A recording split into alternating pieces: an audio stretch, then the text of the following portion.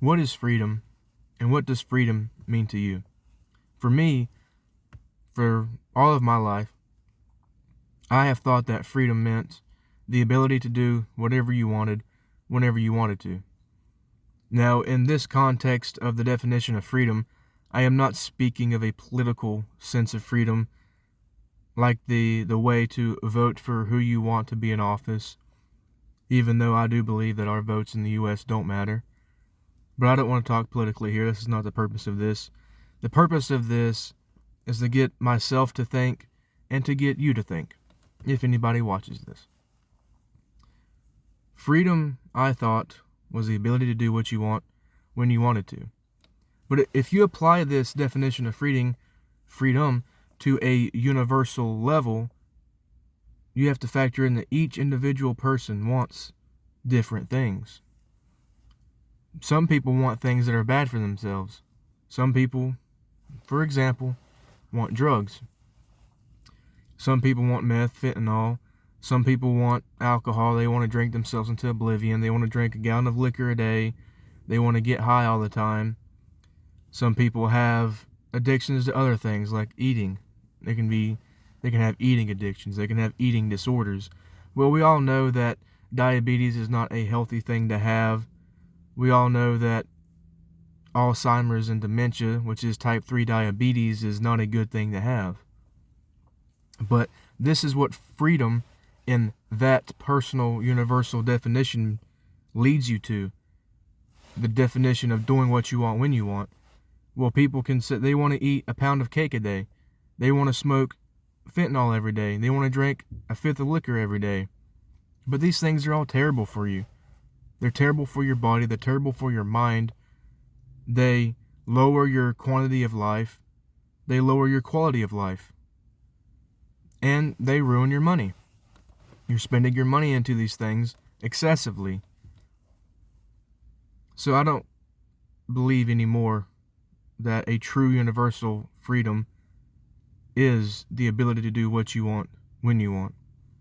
Because that leads to self-destruction. It leads to your desires enslaving you. If your desire is to drink alcohol all the time, alcohol has become your slave master, and you have become its servant. Same thing for sex. People that want sex all the time, that can destroy you. That can destroy you.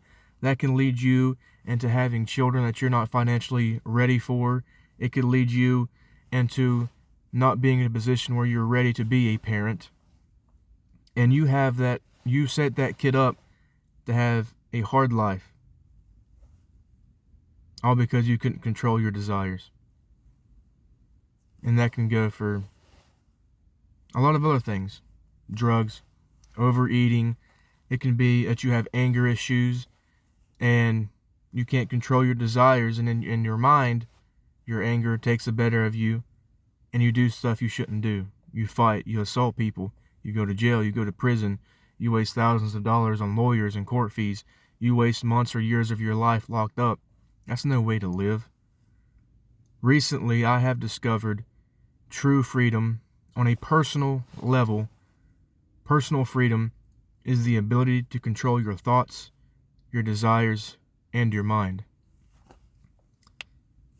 I'll give you a direct personal example from me. I'm in the process of buying a house. I'm actually closer to the end of this long process. I've been through this process for over 2 years now, close to 2.5 years, and whenever I got serious about this process, I moved back in with my parents to save money to prepare. I have lived with my parents for 2 years now, and I have done the math. I could easily have over $30,000 saved up if I had disciplined myself, if I had controlled my thoughts, my desires in my mind. I could have $30,000 easy saved up right now. And this is money that I have realized recently that I could have done much greater things with.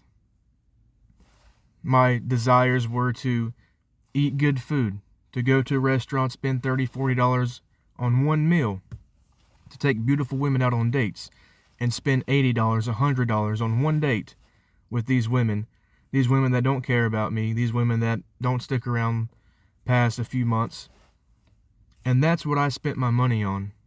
And some other things, going out, having fun, spending hundreds of dollars on fishing. I love to do that. But all these short-term, small little desires controlled such a big part of my life. And I have realized there's travel package companies that you can travel to anywhere in the world for anywhere between $1,000 and $3,000 or a little more. But I could have gone to Japan like I've always wanted to do. I could have gone to Egypt. I could have gone to India, to China. I could have gone to any of these countries that I've always wanted to visit instead of 100 small desires overtaking my one big desire to go to these great countries and having great life experiences that a lot of people don't get to have. Instead, I ate good food. I dated a few good-looking women.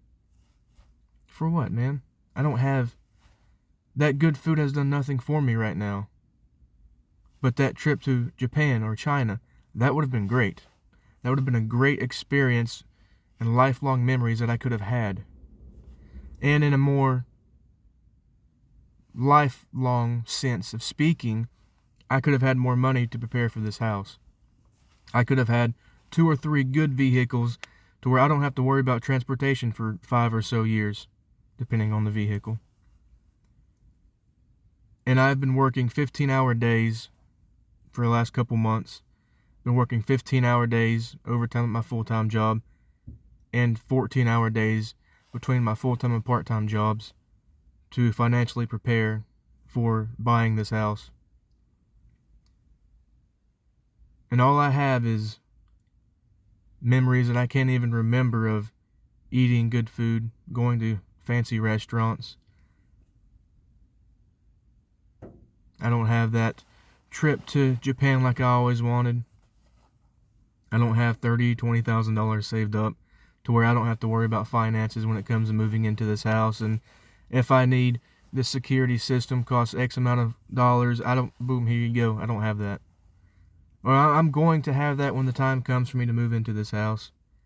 But I am working 10 times harder than I would have had to do if I had just disciplined myself mentally and if I had just disciplined my desires. So I have realized true freedom on a personal level is the ability to control your thoughts, your desires, and your mind. If you can do these things, you can live a much better life. You can live a life you want to live. Discipline yourself on not spending $20, $30 on this one meal. You do that for 6 months. Discipline yourself on some smaller things, and you can have thousands of dollars saved up. Discipline yourself to work overtime that you don't want to work and you're exhausted. Discipline yourself to work that part-time job. Discipline yourself. And I could have had all these great things.